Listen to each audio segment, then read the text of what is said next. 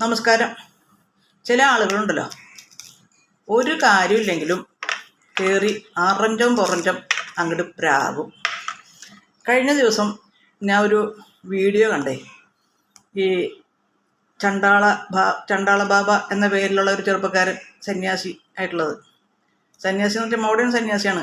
താടിയും മുടിയൊക്കെ വളർത്തി വികൃത രൂപത്തിലൊന്നും നടക്കുന്നില്ല. നല്ല ടിപ്പ് ടോപ്പായിട്ടുള്ള സന്യാസി. നിങ്ങൾക്കൊക്കെ അറിയായിരിക്കും. ഈ ചണ്ടാള ബാബയും ബാബുസ്വാമി അറിയാലോ. ബാബുസ്വാമിയും പിന്നെ വേറൊരു സുഹൃത്തും കൂടെ കലാഭവൻ ഒരു പാട്ടിന് അവർ ചോട് വെക്കണട്ടാ. യാതൊരു അശ്ലീലമില്ല, ഒന്നുമില്ല കേട്ടോ അതിൽ. ആ വീഡിയോയ്ക്ക് കുറേ പേര് നെഗറ്റീവ് ഇട്ടിട്ടുണ്ട്. അതൊക്കെ ആയിക്കോട്ടെ. പക്ഷെ ഒരുത്തൻ്റെ കമൻറ്റ്, ഏതെങ്കിലും ഒരു ലോറി വന്ന് ഇവൻ്റെ മേൽ കയറണമെന്ന് ഒന്ന് ആലോചിച്ച് നോക്കിയാൽ. ഈ ചണ്ടാല ബാബ ആയാലും ബാബുസ്വാമി ആയാലും മറ്റേ ഞാൻ കണ്ടില്ല അതാൾ, ഇവരൊക്കെ ആരെങ്കിലും എന്തെങ്കിലും തരത്തിൽ ദ്രോഹിച്ചതായിട്ട് കേട്ടിട്ടുണ്ടോ? നമ്മളൊരാളെ പ്രാകുമ്പോൾ എന്ത് സംഭവിക്കാന്നറിയോ? തിരിച്ച് ബൂമറാങ്ങായിട്ട് ആ ആൾക്ക് തന്നെ കിട്ടും. അത് മനസ്സിലാക്കാത്തവരാണ് ഈ ജാതി പ്രാക്ക്. അപ്പം ഞാനതിന് കമൻ്റ് ഇട്ടു, ബൂമറാങ്ങെന്ന് മാത്രം കമൻ്റ് ഇട്ടു. അപ്പം ഉണ്ട് അവൻ വന്നിട്ട് എനിക്കിട്ട് കമൻ്റ് ഇടുക. അത് ചോദിക്കാൻ നീ ആരാന്ന്, ഞാൻ ആരാന്നൊക്കെ അവനറിയും.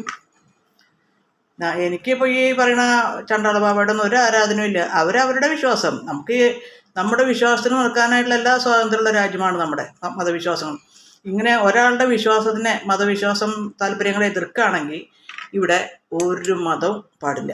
എന്തേ, എല്ലാ പുരോഹിതന്മാരും ഓരോരോ ഗോഷ്ഠികളും കോമാളിത്തരങ്ങളല്ലോ, ഓരോ പ്രാർത്ഥനകൾ ചൊല്ലുന്നു, ഓരോ രീതിയിലുള്ള ആരാധികളും മറ്റുള്ളതൊക്കെ നടത്തുന്നു. ഒരു കാര്യത്തിനെയും അംഗീകരിക്കാൻ പാടുണ്ടോ? ഇപ്പോൾ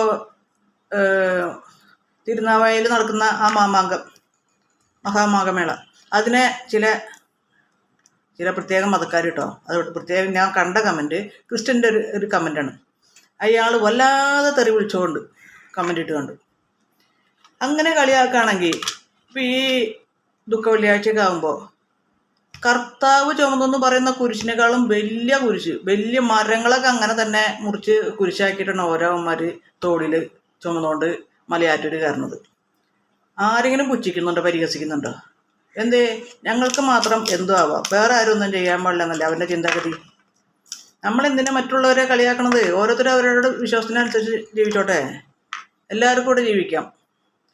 എല്ലാ മതങ്ങൾക്കും മറ്റാരും മേൽ അടിച്ചേൽപ്പിക്കാൻ പാടില്ല എന്ന് മാത്രമേ ഉള്ളൂ. എൻ്റെ മതത്തിലേക്ക് വാ എന്ന് പറഞ്ഞുകൊണ്ട് വീടുകൾ തോറും വന്ന് ദൈവം ഇവിടെ വന്നിട്ടുണ്ടായിരുന്നു കഴിഞ്ഞ ആഴ്ചയിൽ. ഇതാ കണ്ട ഒരു കൂട്ടർ കൊണ്ടുവന്നു.